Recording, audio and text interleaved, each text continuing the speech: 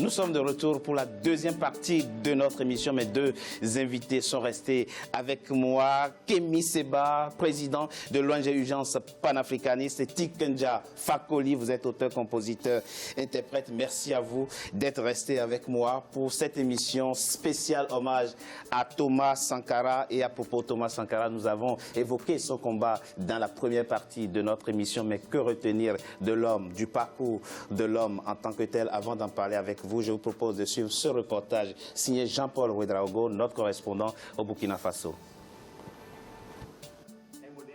30 ans après l'assassinat, le 15 octobre 1987, du père de la révolution burkinabé, sa mémoire ne finit pas de se propager.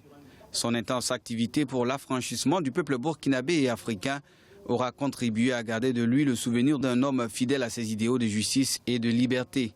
S'il a légué aux générations actuelles et futures la verve contre toute oppression, l'on retient également de lui ses règles de discipline, son éducation religieuse, sa modestie et son altruisme. 30 ans après le coup d'État qu'il a emporté, la soif de justice demeure et ses proches s'impatientent. On fait confiance à la justice parce qu'elle avance et on ne peut que se baser, en tout cas compter sur la justice. Mais tout le monde peut reconnaître que c'est quand même difficile, c'est lourd parce que pour pouvoir participer à l'existant, à ce qui se passe autour de nous dans notre environnement, il faut quand même pouvoir faire le deuil avant de vivre simplement. Lorsqu'il est nommé secrétaire d'État en 1980, il s'était illustré en fixant sa résidence dans un quartier populaire de Ouagadougou. Ce train de vie lui convenait parfaitement au point qu'il était parvenu à l'imposer aux Burkinabés. Pour combattre la corruption et l'embourgeoisement, Thomas Sankara n'avait pas hésité à montrer lui-même l'exemple avec les membres de son gouvernement en renonçant à nombre de privilèges dus à son rang de président. Il se déplaçait fréquemment à vélo et conduisait sa modeste voiture, une Peugeot 205. Pour ses anciens collaborateurs, Thomas Sankara était simplement un militaire et un homme politique qui n'avait jamais oublié ses racines. Il a vécu dans le milieu pas tellement différent de ce qu'il aurait été s'il était resté au village. Parce que son père était foncièrement, foncièrement c'est pas bon. Il était très accueillant, très sociable et puis bon, il a duré avec le chef de canton de sorte qu'il était très connu. De sorte que Thomas a côtoyé presque, si vous voulez, la misère. Je dis la misère parce que le salaire d'un gendarme, c'était pas grand-chose, même si c'était un salaire, mais c'était le taux et puis voilà. Défendant l'idéal selon lequel l'homme public était appelé à incarner la bonne exemplarité, Thomas Sankara a apporté d'innombrables valeurs, des valeurs sans doute qui lui ont permis d'imposer de nouvelles mentalités aux Burkinabés à travers notamment la culture de consommation local, de la justice, de l'égalité et de la solidarité. Tikenja Fakoli, ceux qui ont connu Thomas Sankara disent de lui qu'il est mort comme il a vécu, c'est-à-dire les poches vides. Il était très respectueux de la chose publique, des deniers publics. Un exemple de bonne gouvernance qui malheureusement reste rare finalement sur le continent. C'est un exemple qui n'existe pas aujourd'hui. Vous savez, excusez-moi, Thomas Sankara, ce que j'ai appris, c'est que quand il est mort, ils ont trouvé 150 000 francs CFA dans son compte.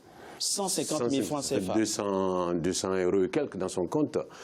Et puis, ce qu'il faut signaler aussi, c'est que sa femme allait au boulot comme n'importe quelle femme burkinabé. C'est pas comme les femmes présidentes aujourd'hui qui prennent l'argent de l'État, qui font de la publicité. Oui, la première dame a donné ça, elle a donné ça. C'est-à-dire, on prend l'argent du peuple et on fait ce que le mari doit faire. Parce que le mari, son rôle, c'est de s'arranger pour que les populations soient soignées dans de bonnes conditions, qu'ils aient des ambulances. Quand la première dame donne une ambulance, ça passe à la télé 5 fois par jour.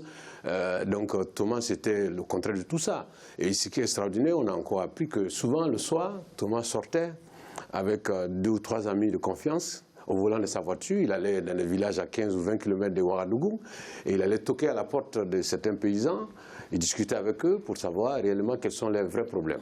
Et il demandait est-ce que les tracteurs qui ont été distribués ou bien est-ce que les engrais qui ont été distribués sont arrivés à destination. Et c'est ce qui manque aujourd'hui. Il était très proche du peuple. C'était l'homme du peuple. Si 30 ans après on parle de lui aujourd'hui, c'est parce qu'il est là. Tout le monde dit Houphouët-Boigny a fait ça, Houphouët-Boigny, mais personne ne parle d'Houphouët aujourd'hui. Il n'y a que les Ivoiriens qui parlent d'Houphouët. Personne n'est pas, vous ne verrez aucun autocollant de Houphouët-Boigny sur la moto d'un Malien ou d'un Guinéen.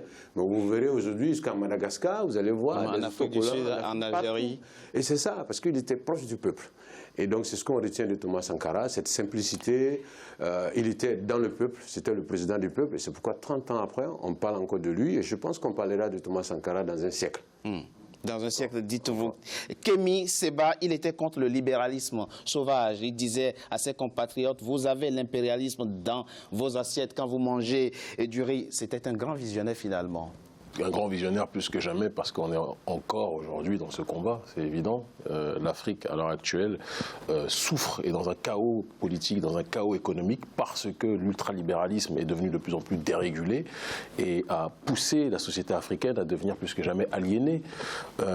Il est important aussi de rappeler, à travers l'exemple de Thomas Sankara, que c'est un enseignement, une leçon qui donne à tous les chefs d'État africains de un, mais aussi à toutes les personnes, ou bon nombre de personnes en Afrique qui aspirent à devenir des politiciens ou des politiciennes, parce qu'elles ont l'impression qu'aujourd'hui, être un politicien, c'est synonyme d'être un homme d'affaires. C'est malheureux ce que je dis, mais c'est ce qui est présent dans la tête de beaucoup de gens.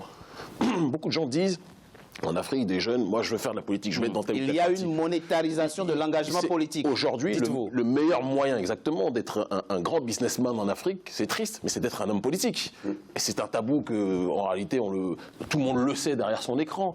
Et donc, quand on se rappelle de la vision de Thomas Sankara, de la manière dont il a matérialisé sa vision sur le terrain politique, il rappelle à toutes ces personnes qui sont prêtes à tuer pour avoir des billets de CFA ou d'autres. Bien souvent, ils ont des comptes en Suisse, donc c'est peut-être pas le CFA la monnaie, mais ça leur rappelle que la politique, politeia, participation à la vie de la cité, participer à la vie de la cité, ce n'est pas voler sur le dos de la cité.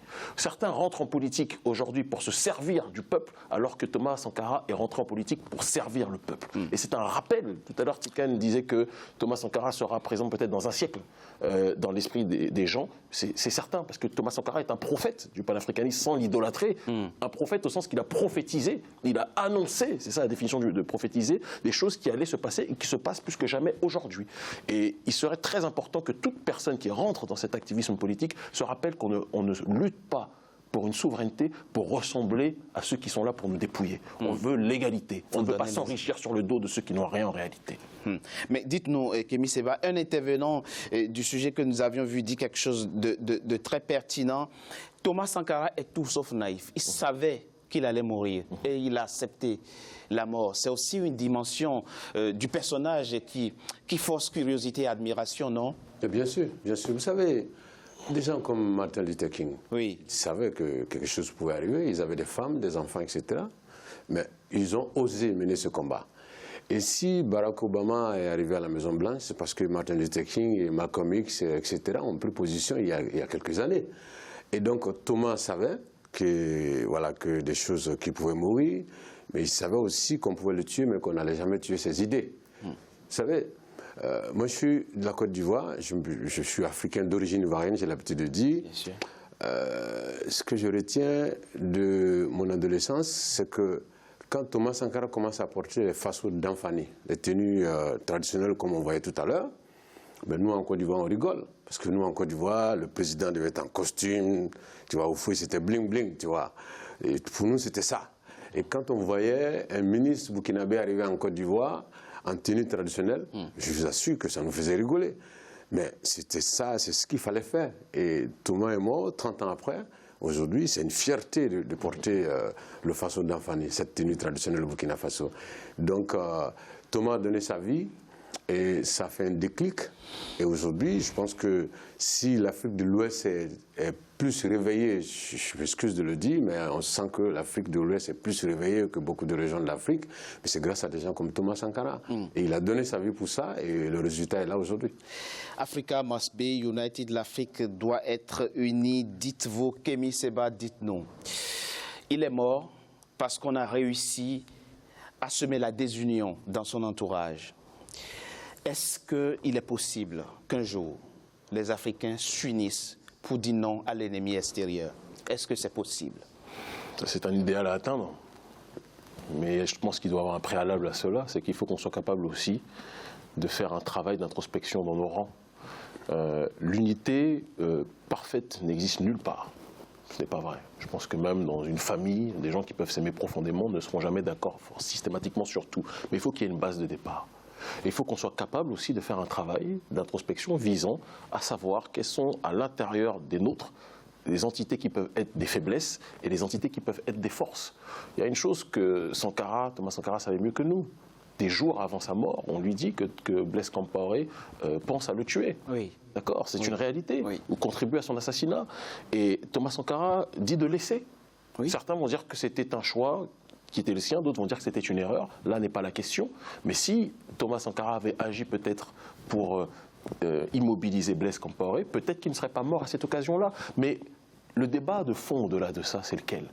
Est-ce que nous sommes prêts nous-mêmes, quand on parle d'unité, à faire un travail pour lutter contre ceux qui sont prêts à vendre notre population aussi à l'extérieur? C'est ça aussi le véritable travail. Parce qu'on peut lutter contre l'impérialisme extérieur, mais sommes-nous prêts à faire un travail de résistance contre l'impérialisme intérieur? Et vous êtes optimiste quand vous analysez aujourd'hui, quand vous observez aujourd'hui, vous êtes pessimiste ou optimiste? Je suis plus qu'optimiste parce que je vois une jeunesse africaine qui est en train de se réveiller et qui est en train aujourd'hui d'identifier les problèmes du continent africain, qui sont des problèmes exogènes, certes, mais qui sont aussi des problèmes endogènes parce qu'il y a un certain nombre de mauvaises herbes à la tête de nos États, mais pas seulement, dans différentes institutions, qui font un travail visant à ralentir notre population. Et tant qu'on se rebellera vers l'extérieur, mais qu'on ne fera pas un travail de résistance vers l'intérieur, rien ne changera pour le continent africain. Tikenja Fakoly.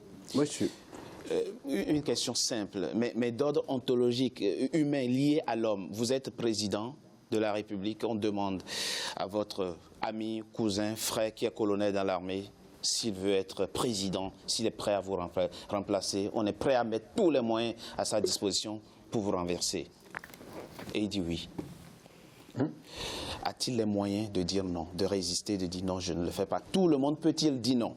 Mais je pense que hier, il n'avait pas les moyens de dire non. Aujourd'hui, il en a les moyens, puisqu'on voit qu'aujourd'hui, on est à la fin des coups d'État en Afrique. Les gens savent que s'ils font un coup d'État, ça ne marchera pas. Oui, mais ça se passe autrement. La jeunesse est mieux réveillée, donc Oui. je pense qu'aujourd'hui, le colonel ou le général a la possibilité de dire non. Mais hier, il y a 20 ans ou 25 ans, c'était impossible. C'était impossible parce que voilà, tout était fait pour qu'il passe à l'acte. Moi, je pense qu'aujourd'hui, ce n'est pas possible. Pour rebondir à la réponse à ce que vous avez dit par rapport à l'optimisme. Oui, s'il vous plaît. Moi, je suis optimiste. D'accord. Je suis optimiste. Nous sommes dans un processus, parce qu'il ne faut pas oublier que ça fait seulement 57 ans qu'on nous a donné la photocopie de l'indépendance.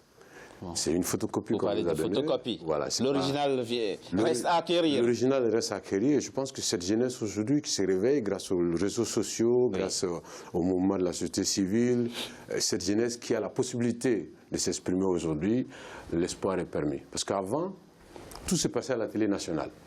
Aujourd'hui, chacun a sa télévision. Vous avez envie de dire quelque chose, vous mettez un truc devant vous, vous vous exprimez, et puis il y a des gens qui vous rejoignent, qui vous critiquent. Et donc, moi, j'ai espoir. Je pense que nous sommes dans un processus, il y a beaucoup de choses à faire. Il y a beaucoup de choses à faire. Il faut, parce que de toute façon, aucun pays africain ne gagnera tout seul. Voilà. Il faut s'unir. Il faut s'unir, on n'a pas le choix. Cette unité, il aurait fallu l'obtenir dès le lendemain des indépendances. On l'a pas réussi. Avant que les chefs d'État ne prennent goût du pouvoir, ne prennent goût de l'argent, etc. Et ça a été, les gens ont essayé. Il y a eu le Soudan, le Sénégal et le Mali qui s'étaient mis ensemble, mais on sait aussi que c'est Babylone derrière, sinon l'Occident derrière, qui a boycotté qui a torpillé cette union. Et je crois qu'il y a 2 autres pays qui s'étaient unis quelque part. Et donc je pense qu'il faut revenir à ça un jour. On espère que dans quelques années, on aura une nouvelle race de dirigeants qui pourront absolument mettre ce rêve-là en marche. Il faut s'unir, dit Tikenja Fakoly. La question, c'est s'unir autour de quoi? Thomas Sankara aimait dire qu'il veut décoloniser les mentalités. Vous me dites que vous êtes optimiste. Vous deux, vous dites vous êtes optimiste. Décoloniser les mentalités, c'est aussi ne pas reproduire les schémas venus d'ailleurs. C'est reproduire, c'est vivre selon ses propres valeurs, selon ses propres réalités. Mais quand vous observez aujourd'hui les plans de développement, les programmes politiques qui sont mis en œuvre sur le continent, est-ce que nous avons réussi à marquer la rupture avec ce mimétisme systémique que combattait Thomas Sankara? Les élites, non. Définitivement non. Les élites sont le produit de la colonisation. Les élites, dans leur manière de fonctionner, bien souvent, elles se revendiquent parfois de gauche et de droite sans même comprendre les concepts. Ils se disent libéraux, ils se disent socialistes sans même comprendre le contenu de cela. Et simplement, ils veulent singer ce qu'ils voient du côté de l'Occident. C'est une réalité. Donc cette rupture n'a pas été faite du côté des élites. Mais du côté de la masse, parce que même si on est aujourd'hui dans une période d'industrialisation forcenée, et avec des capitales qui, plus que jamais, commencent, entre guillemets, sous l'égide du développement, à s'occidentaliser, le village reste une notion extrêmement importante sur le continent africain. Oui, mais le village se vide. Hein. C'est plus compliqué que ça. Il se vide parce qu'en effet, des enfants partent vers la ville, mais le village reste toujours le refuge. Quand il y a les grandes fêtes traditionnelles, ou quelles qu'elles soient, religieuses ou traditionnelles en Afrique, les villages sont toujours les centres qui sont les plus remplis en réalité durant ces périodes-là. Qu'est-ce que je veux dire par là? C'est que il est temps aussi qu'on se rappelle que l'Afrique ne s'en sortira pas en prenant toujours comme postulat de base le référentiel extérieur. L'école, telle qu'elle nous est présentée aujourd'hui, est un centre de formation d'occidentalisation. Les élites qui en sortent, bien souvent surdiplômées, etc., sont des élites qui ont été programmées pour penser d'une façon complètement exogène. Mais lorsqu'on opère une sorte de retour aux sources, et c'est ce que Thomas Sankara a fait de manière très simple. Oui. Le simple exemple de la Haute-Volta transformée en Burkina Faso, mais c'est un acte de retour à soi, c'est une rupture épistémologique vis-à-vis de la colonisation. Il n'a pas eu besoin de dire « je suis pour la tradition, je suis pour la tradition » 10 ans, il a posé cet acte-là. Et aujourd'hui, à l'intérieur de cette société civile-là, il y a de plus en plus de gens qui disent il y a une nécessité de se réapproprier notre propre identité, il est nécessaire d'être dans une logique de retour culturel, et ça, quelque part, c'est un héritage aussi, qu'on le veuille ou pas, de Thomas Sankara. Mais il est temps, je le dis, ce que les élites africaines ne font pas pour le peuple, il est temps que le peuple le fasse lui-même. On ne peut pas toujours attendre des autres, qui sont pour l'instant sur bon nombre de points malades, d'accord, qu'elles fassent pour nous ce qu'on peut faire pour nous-mêmes. Où en est l'enquête sur la mort de Thomas Sankara? Je propose qu'on marque une courte pause et qu'on en parle après, dans la troisième partie de notre émission. À tout de suite.